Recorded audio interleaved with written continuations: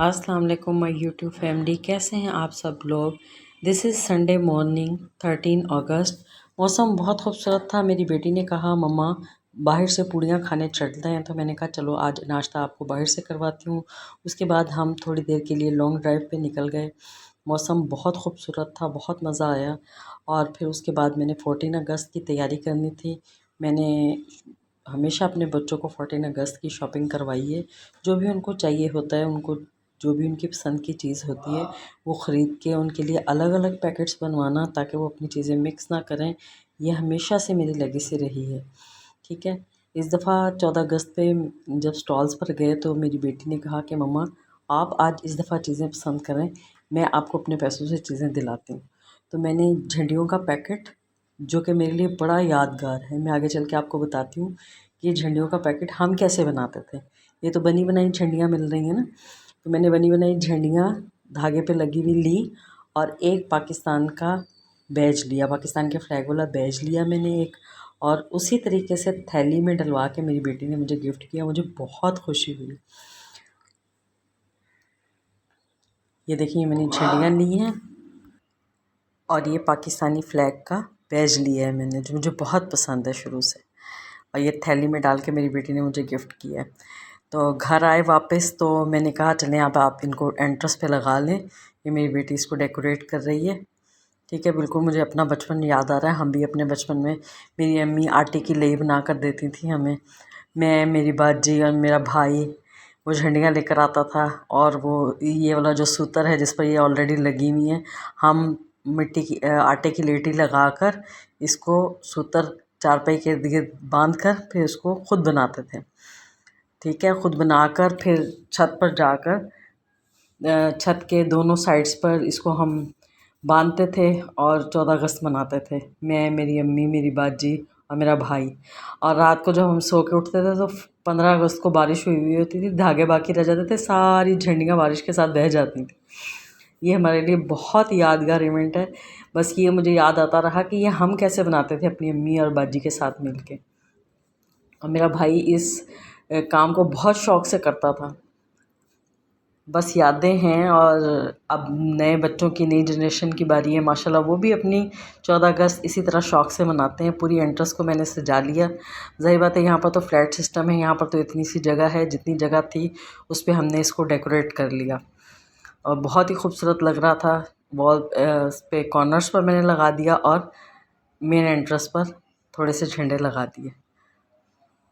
देखें कितना खूबसूरत लग रहा है। और हमारे झंडे की तो शान ही अलग है।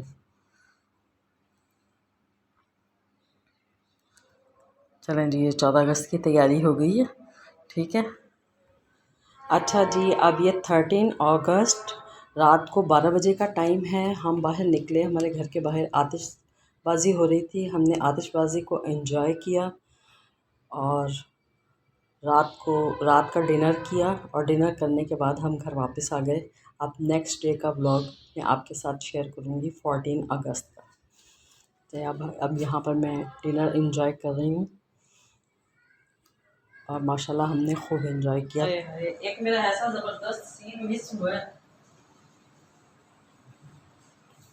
नहीं नहीं नहीं नहीं नहीं हमाद, बिल्कुल भी नहीं छेड़ना भी नहीं हमाद। ओ कदूरी अभी जी बाद में कर लेना यार, हद हो गई यार। कभी भी आ जाओ बदमाशी करने, टाइम ही टाइम है तुम्हारे पास फारग।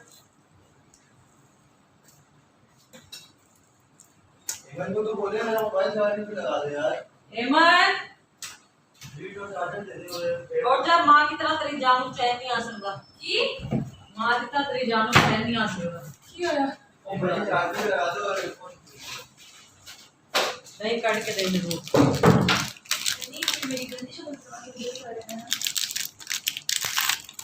ज़रूरत नहीं है वैसे बना दी, लेकिन चलो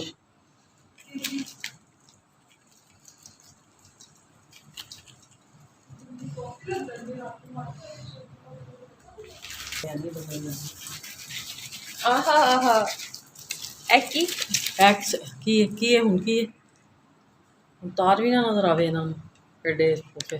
चलो आह मेरे वास्ते वैसे है ही बेस्ट प्लेस। ठंडी ਇਹਨਾਂ ਟਮਾਟਰ ਵਿੱਚ ਡਿਸਕਸ ਤੇ ਕਰਕੇ ਪਤਾ ਉਹਨੂੰ ਪਤਾ ਹੀ ਹੋਵੇ।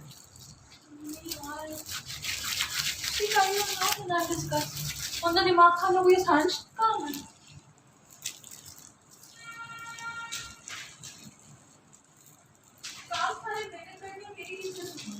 अच्छा जी,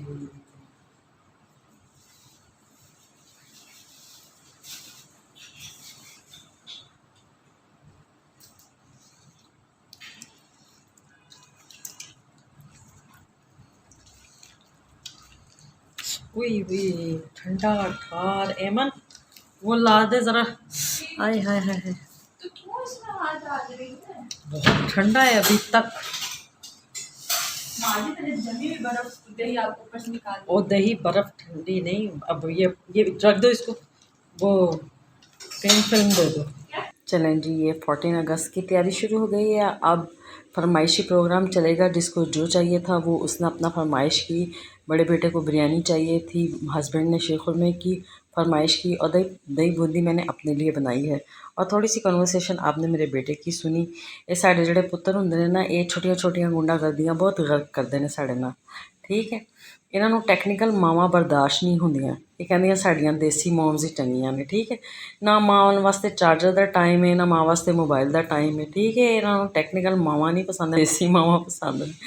तो बस वो जैसे ही मैं कोई इस तरह की चीज़ इनसे लेती हूँ तो बस ये हमें दे दें, हमारा काम है। भाई मेरा भी तो काम ज़रूरी है ना, आप मेरे काम को भी इम्पोर्टेंस दें। बहरहाल ख्याल भी करते हैं बच्चे मेरे।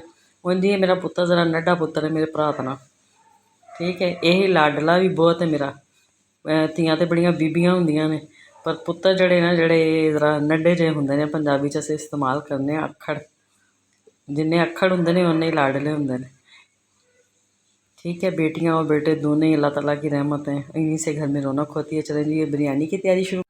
अच्छा जी, ये 1 किलो चावल, 1 किलो गोश्त, आधा किलो प्याज, 1 किलो टमाटर और आधा किलो आलू, इन सब चीज़ों का मिक्सचर मैं तैयार करूँगी बिरयानी में।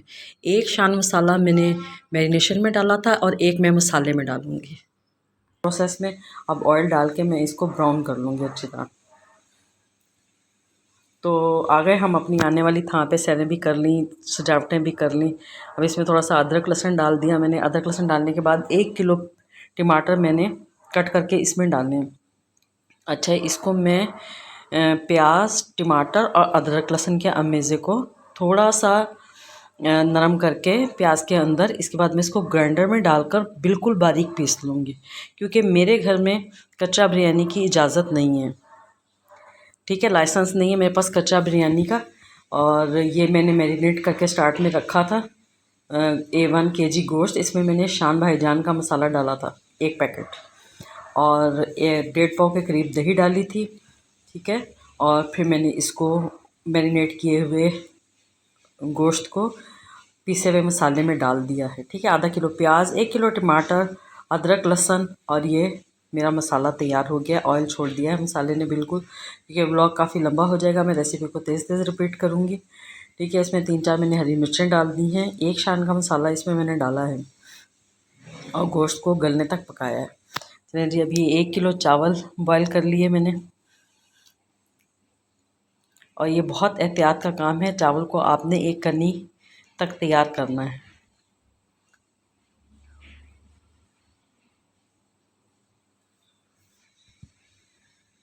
आँच को तेज़ कर लें ताकि जल्दी से उबाला आ जाए और चावल बैठ ना जाएं आपके ना। ये चावल मेरे ख्याल में होने वाले हैं, थोड़ा सा टाइम ही है। थोड़ा 1 गुड्डी पुदीना, सिर्फ 1 गुड्डी पुदीना, जो कि मैंने बच्चों को बताया कि इसके बगैर बेटा बिरयानी में कोई फ्लेवर नहीं होता, ठीक है। तो आप ये लाजमी मुझे डालने दिया करें, अदरवाइज़ फिर ये पत्ते और ये जो चीज़ें आती हैं ना, तो ये बिल्कुल ये बर्दाश्त नहीं करते। और बिल्कुल मेरे पास लाइसेंस नहीं है कच्चा बिरयानी को बनाने का, कि कोई प्याज साबुत हों या ये वाली चीज़ें बस डाल देती हूँ। उसके बाद ये चावल तैयार हो गए हैं। चावलों को मैंने निथार लिया है और मैं इसको बिरयानी की तह लगा दूँगी। थोड़े से जो चावल लगे हुए हैं इनको मैंने एहतियात से इसके अंदर रख लिया। सबसे पहली तह मैंने मसाले की लगाई है, उसके बाद मैंने थोड़े से चावल इसके अंदर डाले हैं।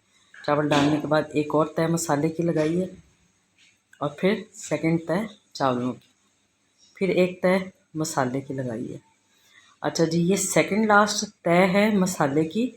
मैं ज़र्दा रंग इस तह पर डालूँगी, आप इस पॉइंट को नोट कर लें। इस तह पर, सेकंड लास्ट तह पर आप ज़र्दे का रंग डालें और उसके ऊपर आप वाइट चावल डाल दें। ठीक है, इस टेक्निक का ये मसला फ़ायदा होगा कि वो वाइट चावल, अक्सर ये होता है कि खूबसूरती के लिए वाइट चावल हमें चाहिए होते हैं, तो वो सारे रंग वाले चावल हो जाते हैं।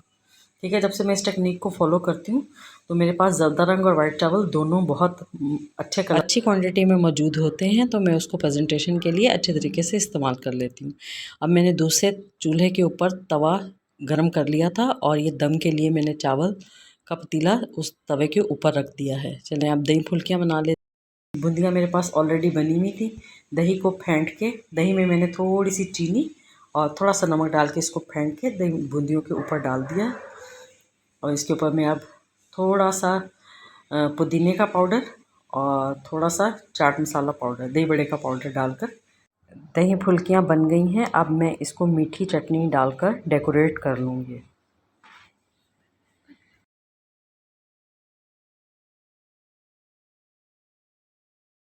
क्योंकि खाना कितना भी अच्छा पकाया जाए, अगर अच्छे तरीके से सर्व ना किया जाए तो मेरे ख़्याल में आप आधा काम किया है आपने। ठीक है, जो क्योंकि प्रेजेंटेशन खाने की बहुत ज़्यादा कीमती होती है। शीर खुरमे की रेसिपी मैं शूट नहीं कर सकी। अच्छा जी, इसके बाद आ गई शीर खुरमे की बारी। शीर खुरमे की रेसिपी मैं शूट नहीं कर सकी क्योंकि आपको पता है कि जब बिरयानी बन रही होती है तो किचन में बहुत ज़्यादा फैलावा हो जाता है और थोड़ा मुश्किल काम होता है बिरयानी को हैंडल करना। तो मेरे लिए दो रेसिपीज़ को शूट करना थोड़ा मुश्किल था। तो मैं खाली आपको इसको गार्निश करके दिखा रही हूँ। मैंने पिस्ते और बादाम से इसको गार्निश कर लिया है। इसकी रेसिपी मेरी शॉर्ट्स में मौजूद है, अगर आप देखना चाहें तो वहाँ से देख सकते हैं। अस्तगफिरुल्लाह।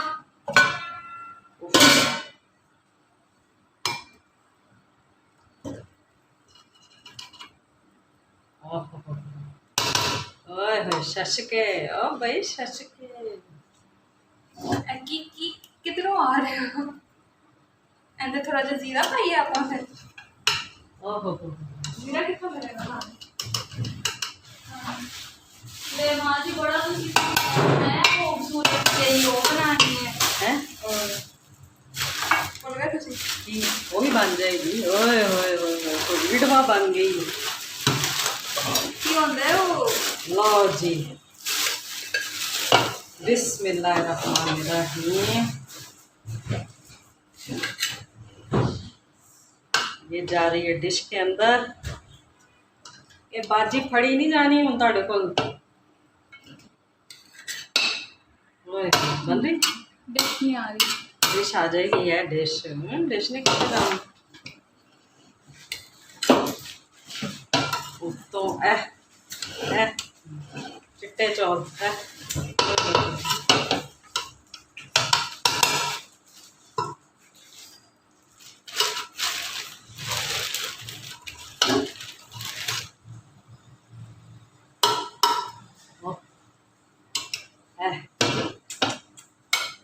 ना कुरम पूरा नाल जरदा रंग ना जी। हुण पैन लगे जे माड़े के चिट्टे चौल।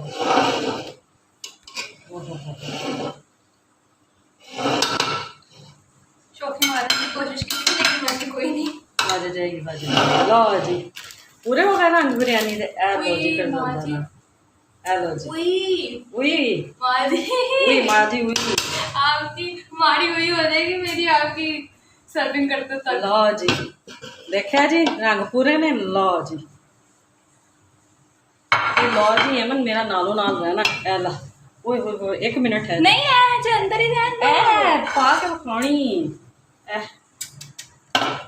ए देखो ओए ए नहीं डर ए नहीं रंग रंग चेक करो। ओए होए होए, चले आ जाए कमाला है ना। मेमो पकवान सेंटर चले। अब आ गई खाना सर्व करने की बारी। मेरे नज़दीक खाना सर्व करना खाना पकाने से ज़्यादा इम्पॉर्टेंट है, क्योंकि यही वो वक्त होता है जब आप अपनी किचन में की जाने वाली तमाम मेहनत की दाद वसूल करती हैं। तमाम फैंटेबुलस मॉम को थोड़ी अप्रिसिएशन अपनी मेहनत की चाहिए होती है, जो उनके लिए नेक्स्ट चैलेंजेस को फेस करने के लिए थपकी का काम करती है। चलें जी, ये मैंने प्लेट्स लगाई हैं। प्लेट्स में मैंने चम्मच को सेट किया है और दही का रायता मैंने बनाया है ज़ीरा और मिंट। दही फुल्कियाँ आपके सामने मैंने तैयार की हैं और शीरखुरमे को गार्निश कर लिया है और कोल्ड ड्रिंक को सर्व किया है। खाना बहुत मज़ेदार था, घर वालों ने बहुत खुशी से खाया और मेरी बहुत तारीफ़ की और मेरी शुक्र अल्हम्दुलिल्लाह मेरी मेहनत वसूल हुई। आखिर में मैं तमाम फैंटेबुलस मॉम से एक रिक्वेस्ट करना चाहती हूँ कि देखें, ज़िंदगी के झमेले कभी ख़त्म नहीं होंगे, ठीक है। ज़िंदगी की टेंशनें कभी ख़त्म नहीं होंगी और ना आपको खुशियाँ कोई प्लेट में डाल कर देगा। ज़िंदगी से खुशियाँ आपको कशीद करनी पड़ती हैं। तो जैसे ही ज़िंदगी आपको कोई मौका दे, ਤੁਸੀਂ ਝਪਟਾ ਮਾਰ ਕੇ ਖੁਸ਼ੀਆਂ ਨੂੰ ਕੈਚ ਕਰਿਆ ਕਰੋ ਤੇ ਰੱਜ ਕੇ ਮੌਜਾਂ ਮਾਰਿਆ ਕਰੋ ਆਪਣੇ ਨਿਆਣਿਆਂ ਦੇ ਨਾਲ, ਇਹ ਜਿਵੇਂ ਮੈਂ ਮਾਰੀਆਂ ਨੇ, ठीक है। तो बी हैप्पी विद योर न्याने। 14 अगस्त का दिन हमारे लिए किसी ईद से कम नहीं। मैंने हमेशा 14 अगस्त को ईद की तरह मनाया है, क्योंकि ये हमारे लिए आज़ादी का दिन है।